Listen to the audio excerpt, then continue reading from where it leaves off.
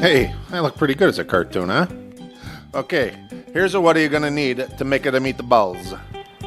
6 slices of hearty white sandwich bread. Why bread instead of breadcrumbs? Because the white bread will make your meatballs nice and moist. Trust me, nobody likes dry balls. Next, 3/4 cup of fresh parsley, 6 medium garlic cloves, and 1 medium onion. These are staple ingredients of any Italian recipe, and the garlic will make your whole house smell like my great-great-grandnona's kitchen, or my cologne. Next, 1½ cups of buttermilk, 3 egg yolks, and 1½ cups of Pecorino Romano. The buttermilk and egg yolks will give your meatballs a richer flavor, and the cheese? Hey, who the fuck don't like cheese, right? Next, your basic spices, self-explanatory.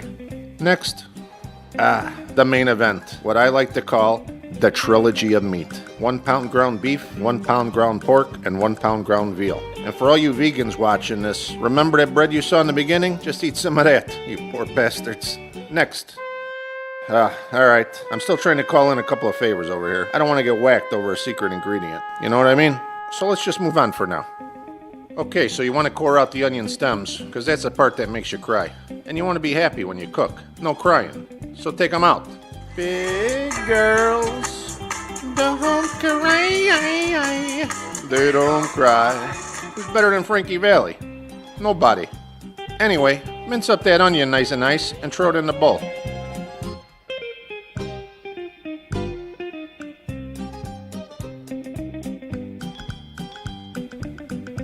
Now you want to chop up that garlic really fine, but be careful with that big sharp knife. You don't want to find a finger in your meatballs.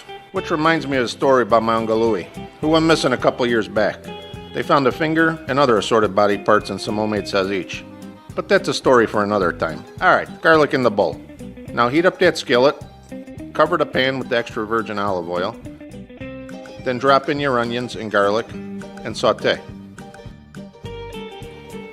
You throw in some spices and cook it all up till it's translucent, which is a big fancy word for kinda clear. And now your whole house is really starting to smell Italian. Nice. Then you drop it into a bowl and let it cool. Now slice the ends off your bread and save it for the birds tomorrow morning. Cut up your bread into cubes.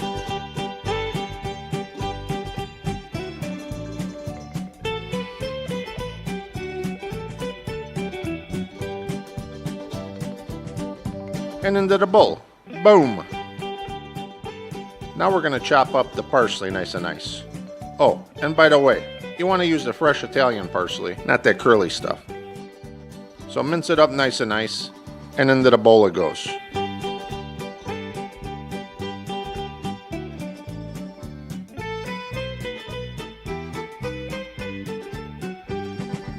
And now the formaggio in slow motion. Grind it up into a nice cheesy pile. Smell that. So now we drop in our cooled onion and garlic into the big bowl with the bread. Pour in our buttermilk, the parsley, egg yolks, throw in some more spices, and now mash it all up with a fork nice and nice into a paste. When the moon hits your eye like a big meatball in the sky. Now we throw in the trilogy of meats. And the cheese. And now the moment of truth. Okay. Yeah. Alright. Ciao, ciao. I just got the okay to reveal the secret ingredient. I'm a little scared. Nah. Don't worry about it. The secret ingredient is... prosciutto!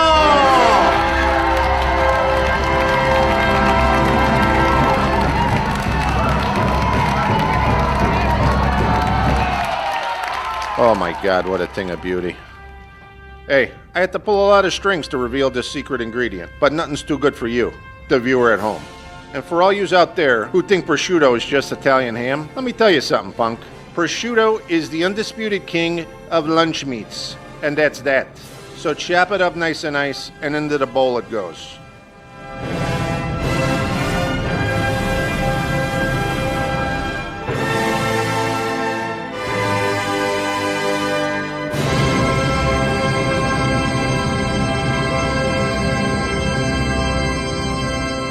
And now you, my little Migaluzzo, are going to mix this all up with your bare hands.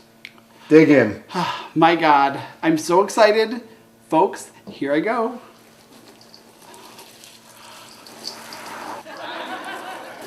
What's the matter, Mikey? I've just never had my hands on so much meat before.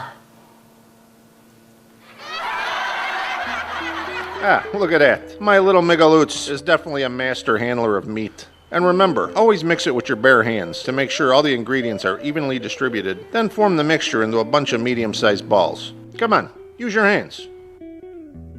Now, once more, we're going to heat up the extra virgin olive oil in your skillet. And when it starts to shimmer, you're ready to gently place in the meatballs.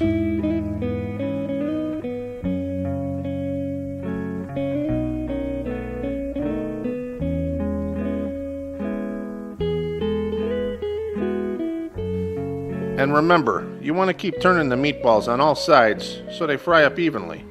Because you definitely don't want to burn your balls. Gabish? And now, the meatballs in slow motion.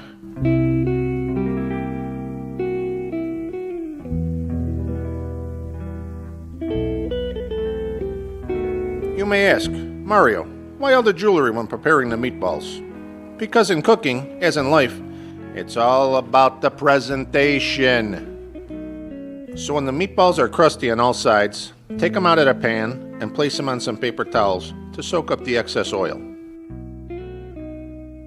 And now we pour in a couple of jars of Mario's marinara into a big pot, or as we like to refer to it in the Manfredini household, liquid gold.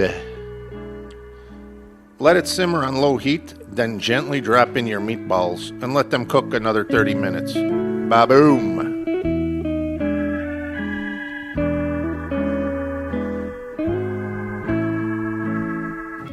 Remember to pick up your very own jar of Mario's marinara, Mario's spicy arrabbiata, or my personal favorite, Mario's vodka sauce.